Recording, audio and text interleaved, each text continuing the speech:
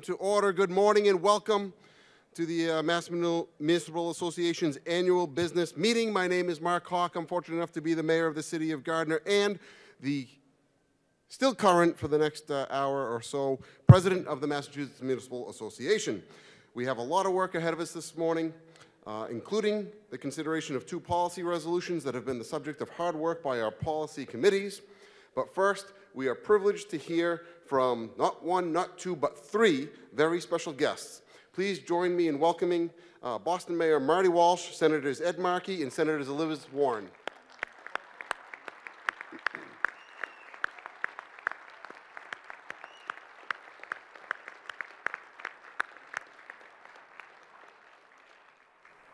We are truly honored to have these great leaders with us, as they are terrific friends to cities and towns in every corner of Massachusetts. Mayor Walsh is joining us today after a very busy start to the new year as the mayor of the city of Boston, taking care of the basics of leading our capital city into the future. Mayor Walsh is focused on strengthening the city's schools, including making strategic investments to close opportunity and achievement gaps. He's also a leader in statewide education reforms, including key parts of the fiscal and budget resolution that this business meeting will take up later today. The mayor has made housing opportunity a priority for his administration, and under his leadership, the city has built affordable and middle-class homes and has made great strides towards ending homelessness. These are truly great priorities that resonate in cities and towns all across the Commonwealth. Mayor Walsh, we applaud your leadership and deeply appreciate your partnership with all of us. Please join me in welcoming Mayor Marty Walsh to the podium. Thank you, Mayor. Thank you for that introduction, and I want to thank Jeff. I want to thank all my fellow mayors here today, municipal leaders, public servants, for all the great work that you do. It's an honor to be here with our two United States Senators, Ed Markey and Senator Elizabeth Warren.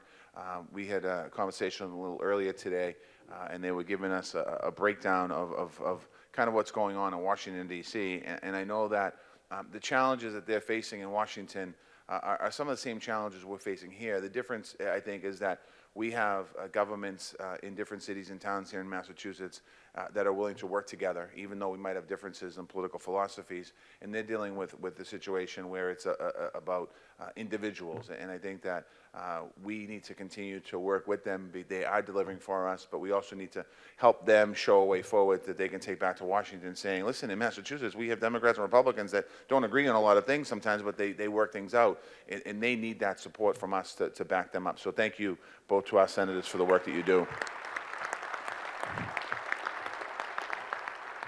I want to welcome everyone, obviously, to Boston, and we're getting ready for the snow, as you know. You can see those are my colleagues and cities to the north. Good luck. And the cities to the town, if the power goes out, we're all coming down to your area tomorrow at 6:40. So I want to thank you. But it is important. This conversation and these meetings that we have are important in the association of coming together. I've been mayor now for 5 years. I'm starting my 6th year, and I realize that it's really important. And I was talking to Jeff a little earlier about a Big Tent approach, that we all are under the same tent. We all have to work in a common area, common way to get things done. It's important that we understand and learn from each other, that we take each other's ideas and that we share each other's ideas, and that we keep an open process on how we move our governments forward.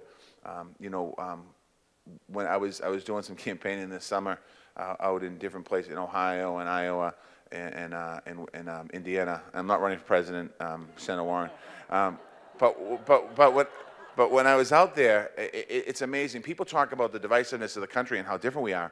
And I was out there campaigning for some candidates, running for Congress and other things, and we started talking to people in the rooms, and they were talking about what's important to them. And I said, well, what's important to you here? And they were talking about transportation, the need for transportation and rail, and bringing up rail. They were talking about economic development, creating opportunities. They were talking about housing and the importance of housing and the problems with housing shortages. And they were talking about the opioid crisis that was devastating their communities. And I realized that we're really not different as a country, because those issues that I just mentioned, the issues that we're all working on.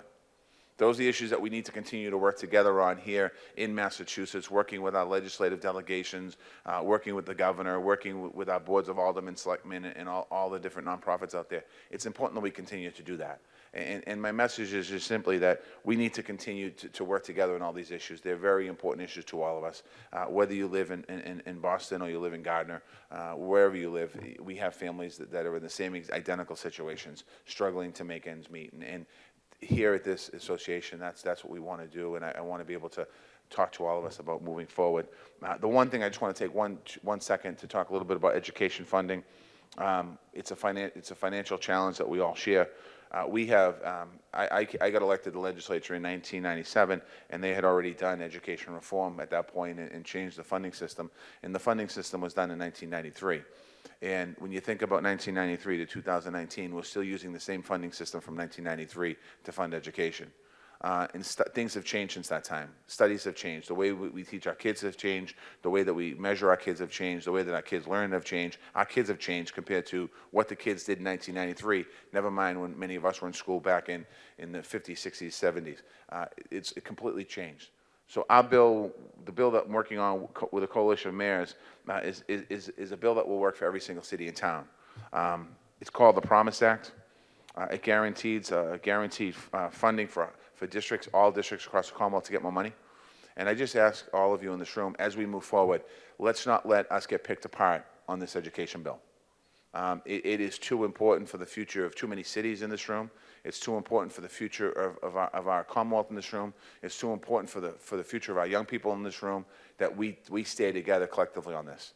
And I've already heard different people, we're going to do this and put this metric in there, and we're going to do that and put that over there. That's not what we need. There's not many times we go to our government and say, this is exactly, we're 100% united and this is what we need. But this is one case that I would suggest we all do that. We say that we need to make sure we need a difference here. We need to stick together and continue to push together. Because my most important resource and asset in the city of Boston is our young people. And just for those of you in the room that didn't clap to that, the most important resource in your city and town is your young people. The future of your city and town is the young people. It's not me, it's not you, it's the young people in our cities and towns, and we need to make sure we put them on the best possible way for a pathway for education.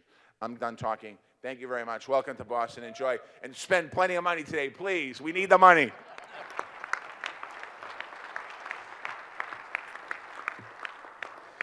Thank you, Mayor Walsh. I'm glad to know that you're not running for president, because we need you right here in the city of Boston.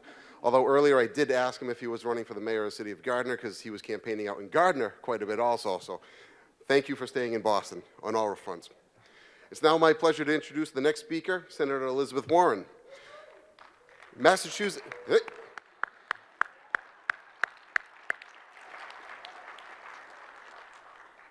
Someday I aspire to my name being mentioned and spontaneous applause occurring afterwards too. So, Massachusetts has a long tradition of sending principal leaders to represent us in Washington and to work for fairness and prosperity for everyone. Re-elected to the Senate this past November, Senator Warren has continued her principled leadership in Washington.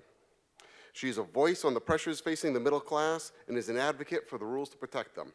Senator Warren knows that economic prosperity starts in our communities, and she's devoted to working with all of us to make the federal government a better partner to cities and towns. In the last session, Senator Warren served on the Senate Committee on Armed Services, the Senate Committee on Banking, Housing, and Urban Affairs, the Senate Committee on Health, Education, Labor, and Pensions, and the Senate Special Committee on Aging. We also want to acknowledge her attention to hometown issues. She was a great friend to the Merrimack Valley cities and towns, their citizens, following the terrible gas explosion there earlier last year and during the recovery. She and Senator Markey, who we'll hear from later. Spontaneous applause for Senator Markey. She and Senator Markey were there for the people using the power of their offices to get answers and help at what did I say? To get answers and help, and at other times, more quietly as fellow citizens, simply checking in to make sure things were going well. This kind of connection means a lot, as we heard from Mayor Rivera earlier in a meeting. We're honored that Senator Warren could join us today. Senator Elizabeth Warren. Thank you. Thank you. It is so good to be here this morning With so many people in public service, and particularly good to be here with our MMA board president, both current and future, and to be here with my good partner in the United States Senate, Ed Markey, and with Mayor of Boston. Thank you.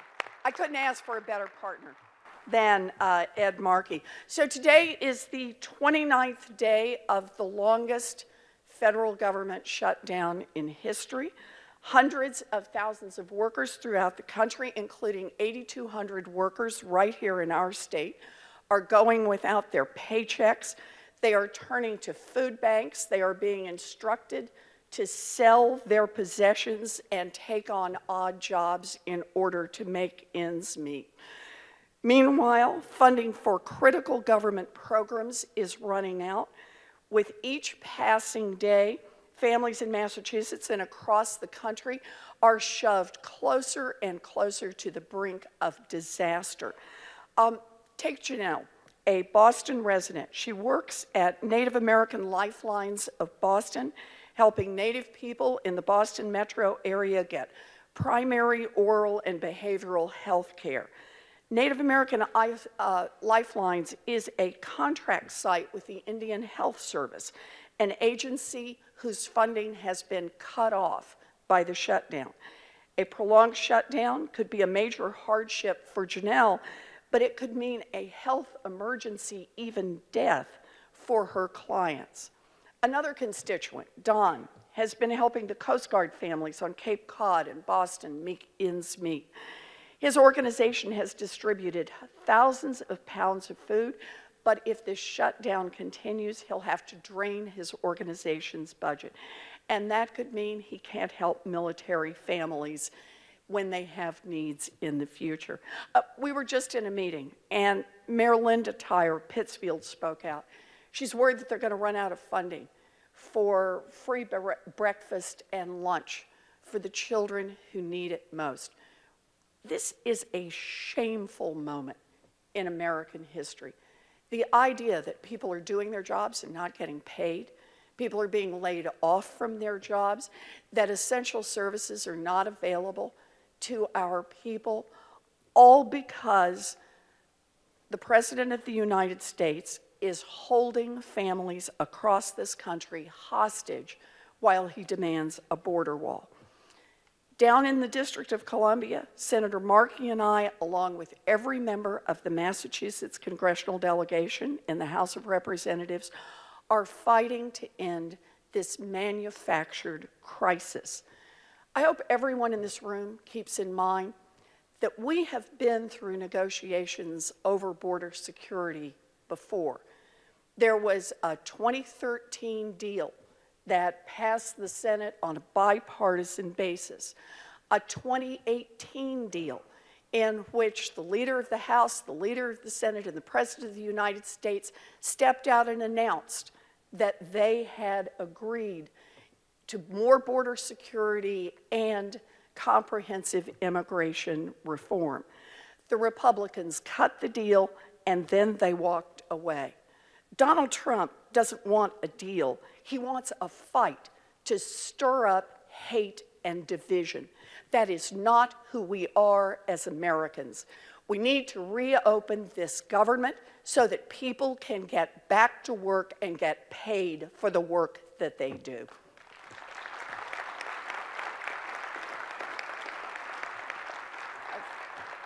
These are tough times in Washington. Even so, I come here today also to talk about the progress that we have made over the last year.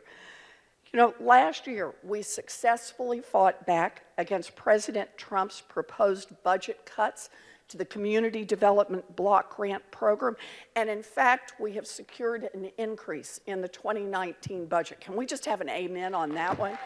Yes. And I want one more, and that is for the Child Care Development Block Grants. We fought hard on this one. We got an 85% increase in child development block grants. That makes a difference in the lives of children all across our Commonwealth. And for anyone in here who worries about student loans or is working with people who worry about student loans, we got a $700 million allocation for the Public Service Loan Forgiveness Program to make sure that people who are in public service, our firefighters, our teachers, our police officers, our municipal employees, our state employees, have the student loan debt relief that they are fully entitled to. So we're going to keep fighting on that one too. Now, those are pieces we've gotten together over the last year. There are a lot of other things to talk about, and I'm saving some of them for Senator Markey here. But there's one I want to talk about that's aspirational, about something that I'm out there fighting for, and I will get as many people fighting for it as possible. Anybody in here worried about the cost of housing? Oh yeah, one or two, right? Because we have a real problem in this country, and that is new housing units that are coming on the market tend to be at the high end because there are higher profits there. I'm not mad at developers over it. It makes sense. They make better profits at the high end. And that means there's a lot less housing coming in for middle-class families, for working families, a lot less going in for affordable housing. In addition, the federal government, and that's not just over the last couple of years, for a long time, for decades now, has not been making the investments in affordable housing, in keeping housing available for working families, for poor families. So I've put together a proposal to build 3.2 million new housing units all across this country. It would be true in urban areas, in suburban areas, in rural areas, help support housing development. An independent analysis from Moody's said it would bring down rents, which seem to keep going up every year, that if we brought this online, it would bring down rents across the board by about 10%, as well as making more affordable housing available for seniors, housing available that we need in order to be able to build a future for all of our people. It reduced about 1.5 million new jobs at its peak. Those are local jobs, jobs you can't outsource to China, good paying jobs. And for the people in this room, I want to point out a particular feature. It has a $10 billion competitive grant program in the middle of it to help local governments who need to repair roads, parks, transportation systems, and schools if they will also build well-located, affordable housing. So it's got a lot of pieces to it to try to help get best practices in housing laws and development, get communities to work together, and help us with the infrastructure to support new housing. It also specifically identifies work in formerly redlined areas. As many of you probably know, up until the mid-1960s, it was the official policy of the United States government to discriminate in housing. So the government was subsidizing housing in predominantly white neighborhoods and redlining so that in predominantly communities of color, mortgage money simply would not be available. That has had a generational impact and accelerated the wealth gap between white families and African American families and Latino families.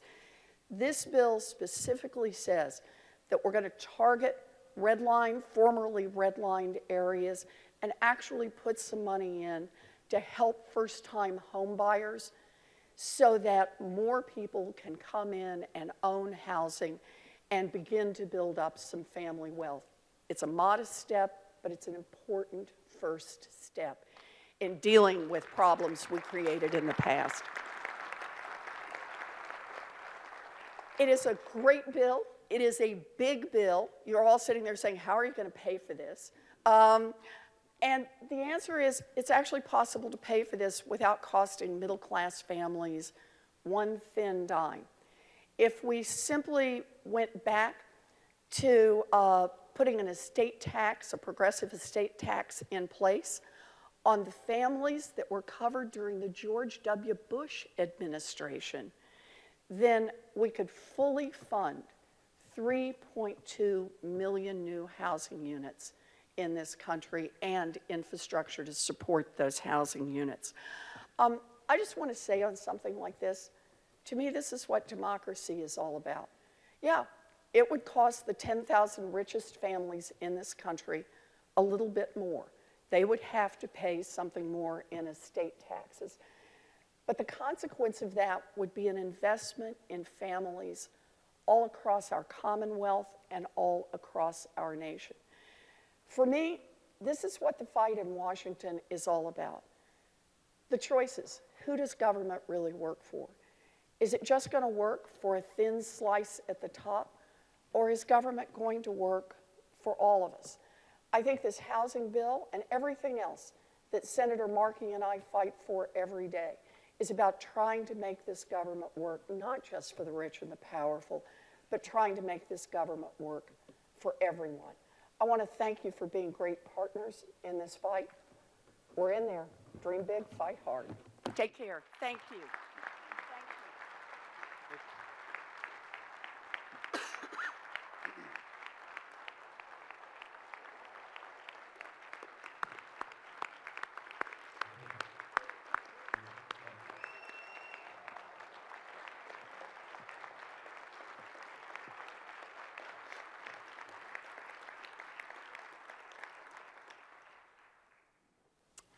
Thank you, Senator Warren, and we look forward to continuing working together with you.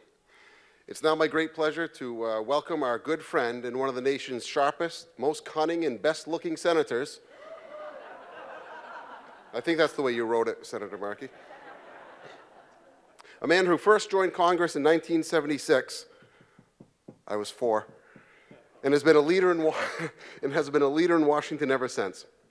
We appreciate the 4 decades of partnership that we've enjoyed with Senator Ed Markey and for all that he's done for cities and towns as a member of the House of Representatives and now in our Senate. The citizens of Massachusetts deeply appreciate the hard work that you've done on energy, environmental protection, telecommunications, and consumer protection. You've always been a leader in protecting the health and financial security of families in Massachusetts and in nurturing growth in life sciences and technology to help build our economy. In the last session, Senator Ed Markey served on the Senate Committee on Foreign Relations, the Senate Committee on Commerce, Science, and Transportation, the Senate Committee on the Environment and Public Works, and the Senate Committee on Small Business and Entrepreneurship. He also serves as chair of the Senate Climate Change Clearinghouse. We want to thank Senator Markey for his special focus on the Merrimack Valley by bringing the U.S. Senate Committee on Commerce, Science, and Transportation to Lawrence for a full panel hearing on the gas explosions. The hearing focused on what caused the September 13th explosions and fires that destroyed homes, injured dozens, and killed at least 1 person. It also looked at the federal, state, and local response to the disaster. Senator Markey is also a leader in fighting the FCC's efforts to preempt local control and authority in cable contracts and telecom siting for small cell deployments. He's on our side on that one. It's my honor to introduce Senator Ed Markey.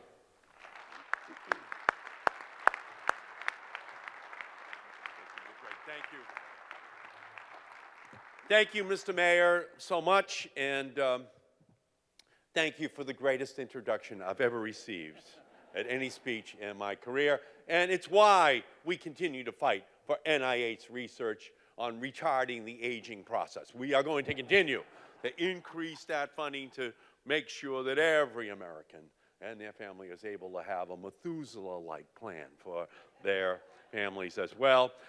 We thank you, Mr. Mayor. We thank all of you for being here. I thank Jeff Beckwith for starting to help me to get elected in Reading in 1976. He and his brother ran my race in 1976 up in Reading. So I thank you, Jeff, and I thank you for everything that you continue to do. Elizabeth and I are glad to be here. We could not be here last year because of the shutdown of the government. And surprisingly, we are here this year, but only because of a partial shutdown. So we're here on a Donald Trump weekend work release program. That's why we're able to be here with you today, and we look forward to talking to all of you here today. Mayor Marty Walsh, is this the greatest city in America? We're just so fortunate to be here with our great mayor.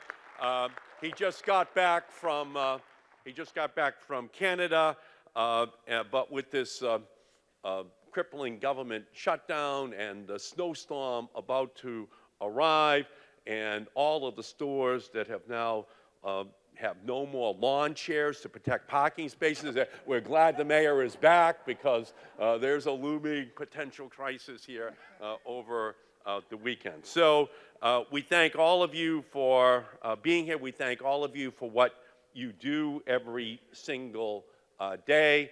We have a snowstorm coming. We have the Patriots-Chiefs game to get ready for, and the impending Super Bowl that we will have to have each of you trying to figure out how to handle all of the disruptions that happened in your communities on the night that we win the Super Bowl. So thank you all so much for everything that you do. So this is day 29 of the longest government shutdown in the history of our country. Approximately 7,800 federal employees who live in your communities are currently struggling without their paychecks. And while communities in Massachusetts have stepped up to help these workers, the only way that we can really resolve this issue is if Donald Trump comes to the table so that we can truly negotiate. He believes that a compromise is something that he really can't live with, but that's the way the system works. The mayors, the selectmen, you know that better than anyone. It's not a system based upon capitulation, it's compromise, and we need a compromise.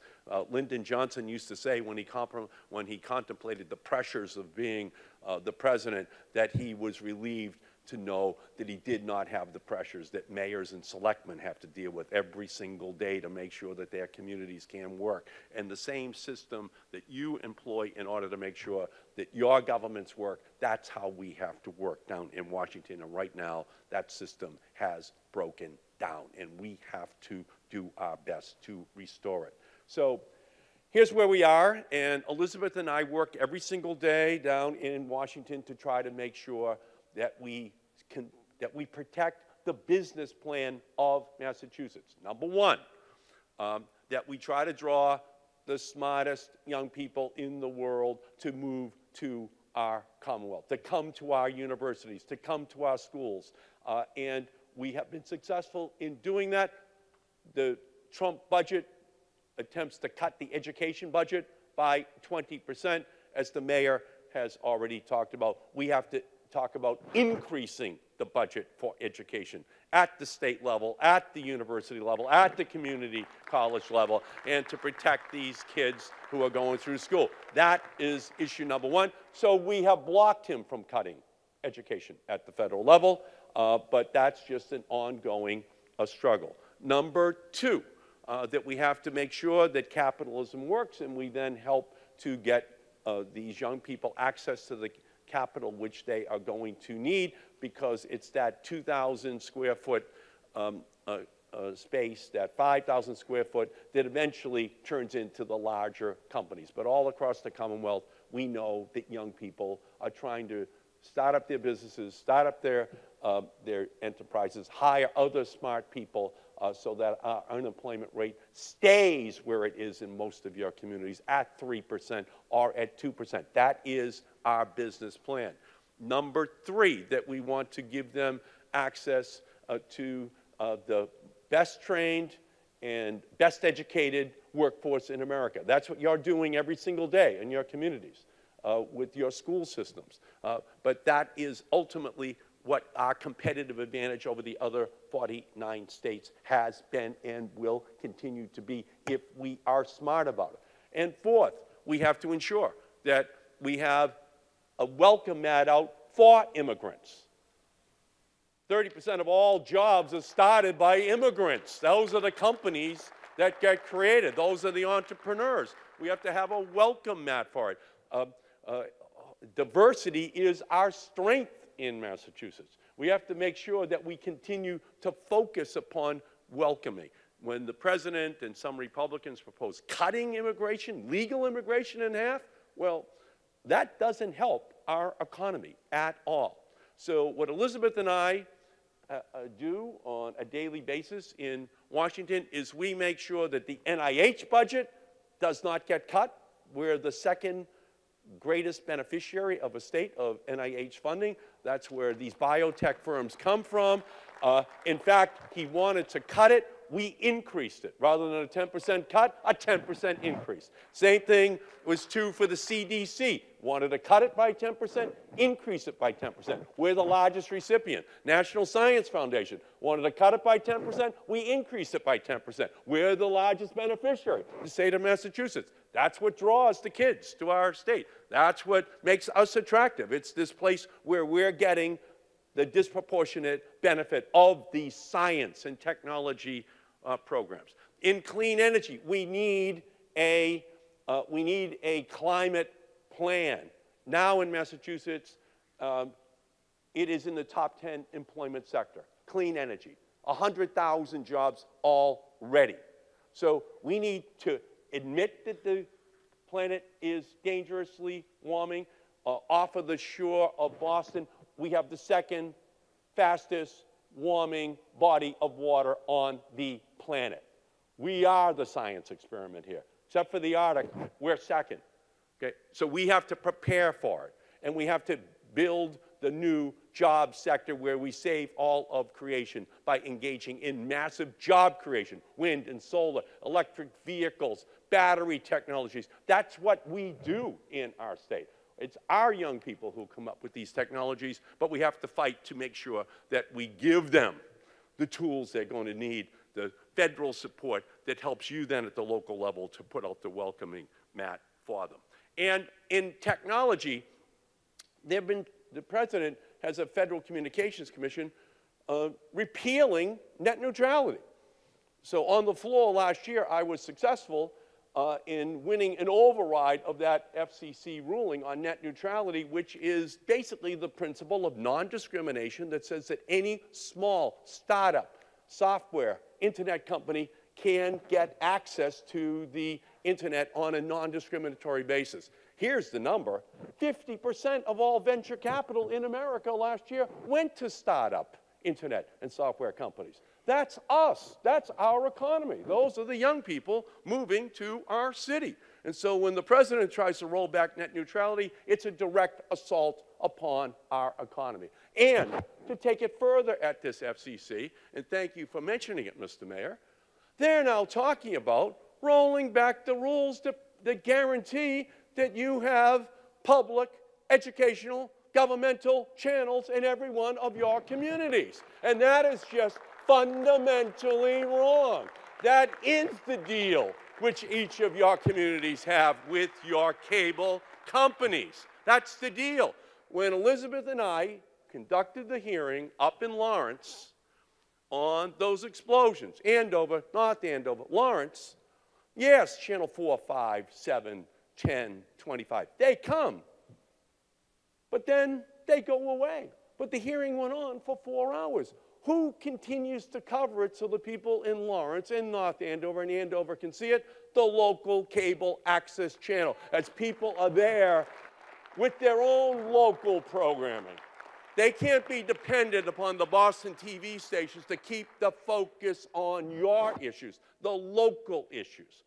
So we are fighting, Elizabeth and I, to ensure that the FCC does not touch this incredible asset that every community has that ensures that your issues are debated, are seen, that your local football games, your local basketball games, each of you have an individual identity. The local cable station ensures that you're able to protect it, to see it, to enjoy it. And I, with Elizabeth, we are going to fight every day to roll back anything that the FCC tries to do. So let me just thank you. We're going to work hard to make sure that the Affordable Care Act is not repealed. That's who we are. John McCain came out at 1:30 in the morning and put his thumb down to repeal it. We would have lost ultimately billions of dollars here in the state of Massachusetts, which is used by each and every one of you. We worked together, Elizabeth and I, on the opioid bill to make sure that billions of additional dollars come in. Right now, and we're the second worst hit by fentanyl in the country. If the whole country was dying at the same rate that we are, and the mayor mentioned this, there would be 100,000 people a year dying from fentanyl. That would be 2 Vietnams every single year. That would be 1 million people every 10 years in our country dying from fentanyl, okay? So this is a war that we're in, and we're not happy with the level of funding. We're not happy with what is happening, and we just have to continue to focus upon this thing because it ravages every single city in town. And I'll just finish then with one other issue, and that's an infrastructure bill. You all want, well, we protected municipal bonds, making sure they are exempt from taxation so that you can raise money, so that you can, that was not going into any tax bill, no matter what. But on the infrastructure bill, traditionally the federal formula is the feds put up 80%, the state and the locals have to put up 20%. What Donald Trump is saying is the state and the locals will put up 80%, and the feds will put up 20%. Well, if the cities and towns had the 80%, they wouldn't need the federal government. They'd figure out the final 20%. So he's completely inverting the whole formula and making it impossible. So we're going to work hard on a bipartisan basis with Republicans who we worked with in 2015 to pass an infrastructure bill which brought $5 billion back to Massachusetts in 2015 for infrastructure, for roads, for bridges, for other projects. We're going to try to work hard to do that. But and that would have to be an infrastructure bill that was sustainable, that was green, that reflected the values of Massachusetts in 2019, what our goals would be. But if we continue in a negotiation like this, it's impossible because a vision without funding is an hallucination. You know, you can't have an infrastructure bill without funding that is helping the cities and towns to accomplish these goals. So we are down there every single day, and it's my great honor to serve with the lioness of the Senate, Elizabeth Warren, every single day.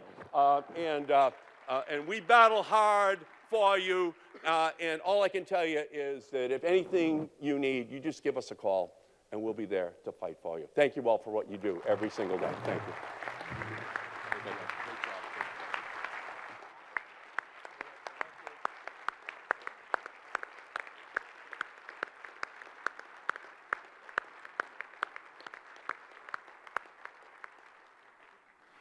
you. Thank you all.